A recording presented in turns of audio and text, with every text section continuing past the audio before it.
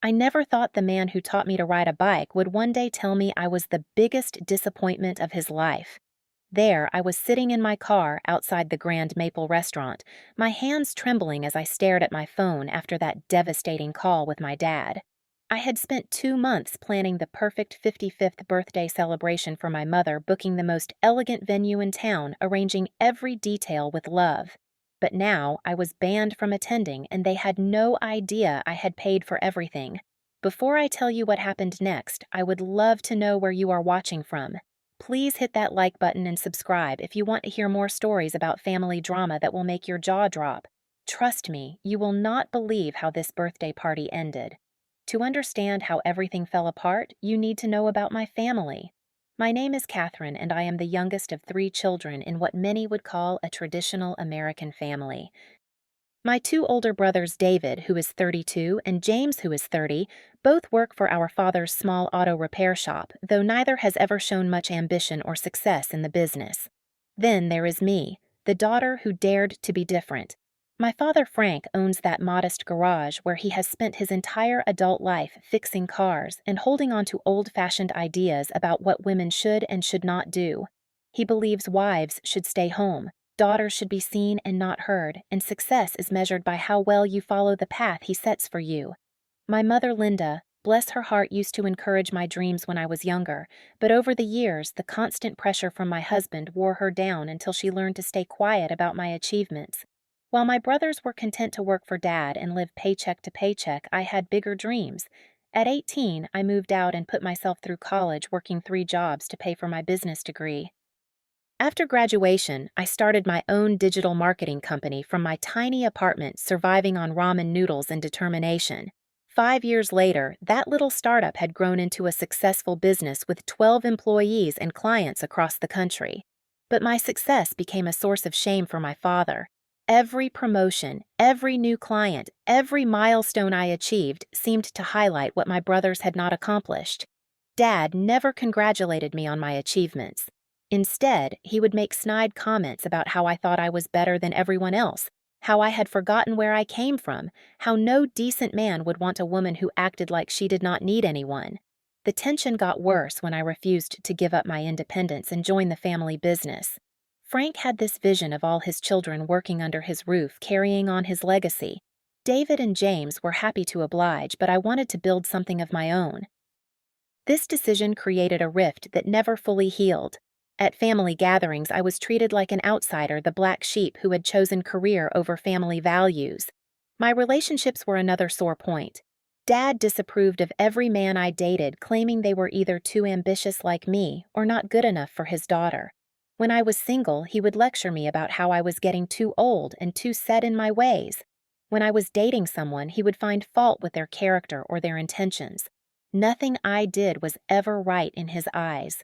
Despite all this tension, I never stopped loving my mother or wanting to show her how much she meant to me. That is what led me to start planning her 55th birthday celebration 2 months in advance. I wanted to give her something truly special, something that would make her feel like the queen she deserved to be, even if it was just for one night. The planning process became my secret project. I researched the best venues in town and settled on the Grand Maple restaurant, an upscale establishment known for its exceptional service and elegant atmosphere. The reservation alone required a $3,200 deposit that was non-refundable for same-day cancellations, but I did not care about the cost. Mom was worth it. Next, I arranged for her favorite jazz band to perform during dinner. The Moonlight Trio had played at her wedding 35 years ago, and I knew hearing their music again would bring tears of joy to her eyes. Their fee was $1,800 plus travel expenses, but seeing Mom's face light up would be priceless. I commissioned a custom birthday cake from Bella's Patisserie, the finest bakery in our city. The 4-layer masterpiece would feature Mom's favorite flavors and be decorated with edible flowers that matched her favorite colors. At $400, it was expensive for a cake, but it would be a work of art worthy of the woman who raised me. To capture every moment of Mom's special day, I hired Marcus, a professional photographer known for his candid family portraits. His $600 fee included a full evening of photography and a beautiful album that Mom could treasure forever. I also arranged for Sophia's floral design to transform the entire private dining room with Mom's beloved white roses and baby's breath, creating a magical atmosphere that would cost $900 but look absolutely stunning. The crown jewel of my gift was a diamond necklace I had been secretly admiring in the window of Harrison Jewelry for months. It was delicate and elegant, exactly the style Mom loved but would never buy for herself.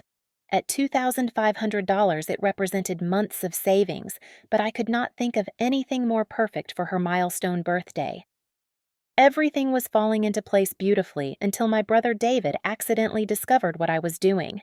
He dropped by my office unexpectedly one afternoon and saw the restaurant confirmation email open on my computer screen. Instead of being happy that someone was planning something special for our mother, he immediately became defensive and angry. David rushed home to tell our father that I was planning some elaborate birthday celebration that would make the rest of the family look bad. He painted it as another example of my need to show off my money and make everyone else feel inadequate. The way he described it, I was not trying to honor our mother, but rather trying to prove how much more successful I was than my brothers. That evening, Dad called me with a cold tone I had not heard in years. He did not ask about my motivations or express any gratitude for the effort I was putting into Mom's celebration. Instead, he immediately went on the attack, accusing me of trying to embarrass the family with my extravagant spending. When I tried to explain that I just wanted to make Mom happy, he cut me off and said we would discuss this later. The next few weeks turned into a cold war within our family. Dad's attitude toward me shifted from distant to openly hostile, and I could feel the tension building every time we spoke. He had clearly made up his mind that my birthday plans were some kind of personal attack on him and my brothers, rather than an expression of love for our mother. During one particularly uncomfortable phone call, Frank demanded that I come to his house for a private conversation. His tone left no room for negotiation, so I drove over after work, hoping we could resolve this misunderstanding like adults. Instead, I walked into what felt like an interrogation. Frank was waiting in his living room with his arms crossed and a scowl on his face that I remembered from my teenage years when I had broken curfew. Before I could even sit down, he launched into a lecture about family loyalty and knowing my place. He accused me of trying to make him and my brothers look like failures who could not afford to properly celebrate their own wife and mother. When I tried to explain that I was not competing with anyone and simply wanted to give Mom a beautiful birthday, Frank became even angrier. He said that Mom did not need my charity and that his family was not poor enough to require my financial intervention. The way he spat out the words made it clear that he saw my gesture as an insult rather than a gift. I attempted to reason with him, explaining that this was not about money or status, but about showing Mom how much she was loved and appreciated. I reminded him of all the sacrifices she had made for our family over the years and how seldom she treated herself to anything special. But Frank was not interested in hearing my perspective. His mind was already made up. The conversation ended with him telling me that the family had decided to keep Mom's birthday celebration simple and intimate, just immediate family at home. He made it clear that my elaborate plans were unwelcome and that I needed to cancel everything immediately. When I refused, saying that the deposits were already paid and the vendors were counting on our business, he accused me of being stubborn and selfish. Meanwhile, David and James were working behind the scenes to organize their own version of Mom's birthday party. Their idea of a celebration involved picking up a sheet cake from the grocery store, cooking a simple dinner at home, and maybe playing some music from Dad's old record collection. There was nothing wrong with that approach, but it felt like such a missed opportunity to really honor the woman who had given us so much. When Mom found out about the competing plans, she was caught in the middle of a family conflict she never wanted or deserved. David and James made sure she knew that I was causing drama and making things difficult for everyone. They positioned themselves as the reasonable ones who just wanted a nice, quiet family gathering without any unnecessary complications. The pressure on Mom became intense. Frank told her that simple was better and that she should not encourage my tendency to show off. He convinced her that accepting my elaborate celebration would be somehow wrong or inappropriate, that it would set a bad precedent and make me think I could solve every family problem with money. Despite all this family pushback, I decided to move forward with my original plans. I believed then and still believe now that Mom deserved to have at least one truly special birthday celebration in her life. I contacted all the vendors to confirm our arrangements and made sure everything was perfect for the big day. I bought a beautiful dress for the occasion and had the diamond necklace professionally gift wrapped. The night before Mom's birthday, I sent a group text to the entire family with the details about dinner at the Grand Maple restaurant. I included the address, the time we needed to arrive, and a note about the dress code for the upscale venue. I was hopeful that once everyone saw how beautiful the celebration was, they would understand that my intentions had always been pure. My brother's response to that text message should have warned me about what was coming. David wrote back saying he hoped I was proud of myself for creating all this drama. James added that Mom would have been perfectly happy with a simple celebration at home. Neither of them acknowledged the time, effort, and money I had put into making our Mother's Day special, but I pushed forward anyway, confident that love would win in the end. I had no idea that Frank had already made a decision that would change our family forever. The morning of Mom's 55th birthday started like any other day, but I was filled with excitement about the evening ahead. I had taken the afternoon off work to get my hair and makeup done, and I spent extra time choosing the perfect outfit for our elegant dinner. The diamond necklace was wrapped and ready, and I had confirmed with all the vendors that everything was set for our 7 o'clock reservation. At around 2 o'clock in the afternoon, my phone buzzed with a text message that would shatter my heart into a million pieces. It was from Dad, and the message was short and brutally cold. "Don't come tonight. We're doing this as a family." I stared at that message for several minutes, unable to believe what I was reading. After everything I had done to make this celebration perfect, after months of planning and thousands of dollars spent, my own father was disinviting me from my mother's birthday party. The casual cruelty of those words hit me like a physical blow. I immediately called him back, but the phone rang and rang without an answer. My hands were shaking as I tried calling again, and then a third time. Nothing. Frank was clearly screening my calls, unwilling to even discuss his decision with me. The cowardice of it made me feel sick to my stomach. Desperate to understand what was happening, I called my mother's cell phone. When Linda answered, I could hear immediately that she had been crying. Her voice was small and broken as she said hello, and I knew that she was as devastated by this situation as I was. Through her tears, Mom explained that Frank had given her an ultimatum that morning. He told her that if I attended the birthday dinner, he would not participate at all. He would rather skip his wife's birthday entirely than share the celebration with his own daughter. Mom was trapped between her husband and her child with no good options available to her. Linda apologized over and over again, saying she never wanted any of this to happen. She had been looking forward to the elegant dinner I had planned, but she could not bear the thought of Frank boycotting her birthday because of family drama. She begged me to understand that she was caught in an impossible situation. I tried to be strong for her, telling Mom that I understood and that I did not want to ruin her special day. But inside, I was falling apart. The rejection hurt more than I could have imagined, especially because I had put so much love and effort into making this celebration perfect. All I had ever wanted was to show my mother how much she meant to me. After I hung up with Mom, I sat in my car and cried for 20 minutes. All those months of planning, all the excitement and anticipation, all the money I had spent trying to create beautiful memories with my family, had been destroyed by my father's stubborn pride and my brother's jealousy. But then, something shifted inside me. The sadness began to transform into anger, and the anger gave me clarity about what I needed to do next. If Frank wanted to exclude me from this celebration, then I would show him exactly what he was really rejecting. I called Frank's number one more time, and this time he answered. His voice was gruff and defensive when he said hello, as if he was already prepared for whatever argument I was planning to start. What happened next was the most painful conversation I have ever had with my father. I started by asking him why he was doing this to me, why he was willing to hurt his own daughter just to prove a point.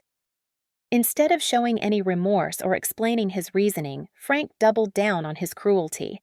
He told me that no one really wanted me at the party anyway, that I had always been a source of tension and conflict in the family. He said I was a total failure as a daughter because I had never learned to put family harmony above my own ego. According to Frank, my success in business meant nothing because I had failed in the most important job of all, being a good daughter and sister. The words cut through me like a knife. This was my father, the man who had taught me to ride a bike and helped me with homework, telling me that I was a complete failure as a human being. He accused me of being selfish and arrogant, of thinking I was better than everyone else just because I had managed to build a successful career. Frank continued his attack, saying that maybe if I spent less time showing off my money and more time learning how to be a real woman, I might actually find a man willing to marry me. He claimed that my brothers might not make much money, but at least they knew their place in the family hierarchy and respected their father's authority. The conversation reached its peak when Frank said that I had always been the problem child, even as a little girl. He told me I thought I was special and deserving of things that other people had to work for. According to him, my birthday plans were just another example of my need to be the center of attention and make everyone else feel inadequate. I had heard enough. Through all the pain and anger, I managed to stay calm enough to ask one simple question. So cash matters more than your kid, Dad? Frank seemed confused by the question, asking what I meant by that. I simply said, nothing, enjoy the party, and hung up the phone. In that moment, I made a decision that would change everything. If my family wanted to exclude me from this celebration, then they would have to face the consequences of that choice. They were about to learn exactly what they had just rejected. I started making phone calls immediately. My first call was to the Grand Maple restaurant, where I explained that we had a family emergency and needed to cancel our reservation for that evening. The manager was sympathetic, but explained that their same-day cancellation policy was very strict. The $3,200 deposit could not be refunded under any circumstances. I told her I understood and to cancel the reservation anyway. The money did not matter anymore. What mattered was that my family was about to discover the true cost of their decision to exclude me. Next, I called the Moonlight Trio and explained that the event had been canceled. The band leader was disappointed because they had been looking forward to the performance, but he was professional about the situation. However, their contract included a late cancellation fee of $900 that I would have to pay regardless. The photographer was equally understanding when I called to cancel, but his contract also included penalties for last-minute changes. I would lose $300 in booking fees, but at least Marcus would not waste his evening waiting for a party that was no longer happening. Sophia's Floral Design had already prepared all the arrangements for the restaurant, so canceling meant losing the $200 preparation fee on top of the cost of the flowers themselves. The beautiful white roses and baby's breath that were supposed to make Mom's night magical would end up in the trash instead. The only things I kept were the custom birthday cake and the diamond necklace. Mom would never see either one now, but I was not about to let them go to waste entirely.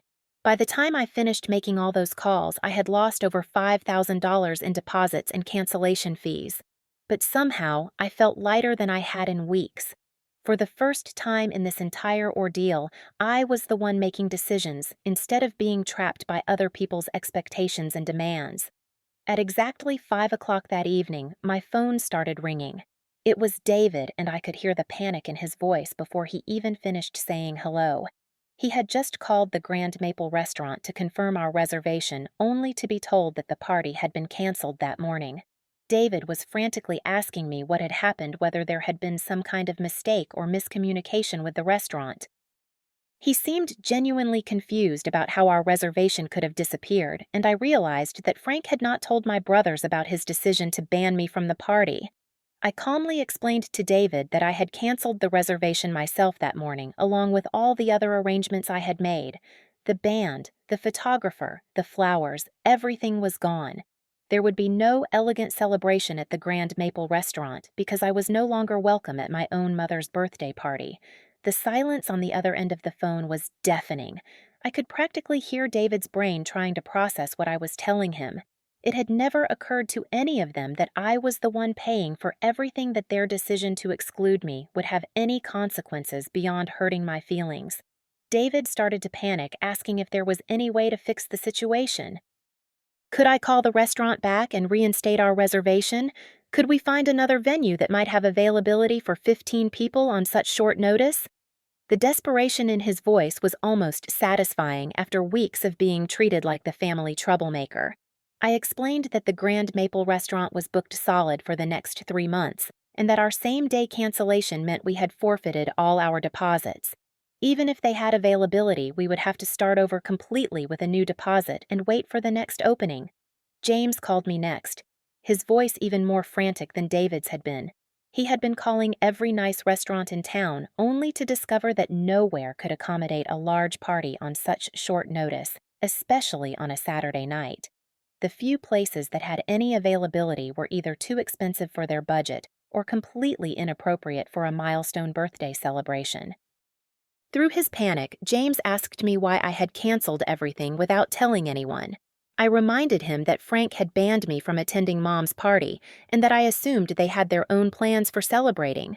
I pointed out that they had been criticizing my elaborate arrangements for weeks, so I figured they would be happier with their simple home celebration.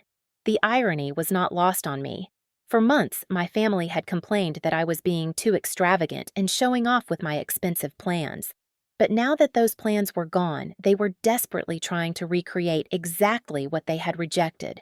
They finally understood what I had been trying to give our mother, but it was too late. Mom called me around 6 o'clock and her voice was heartbroken.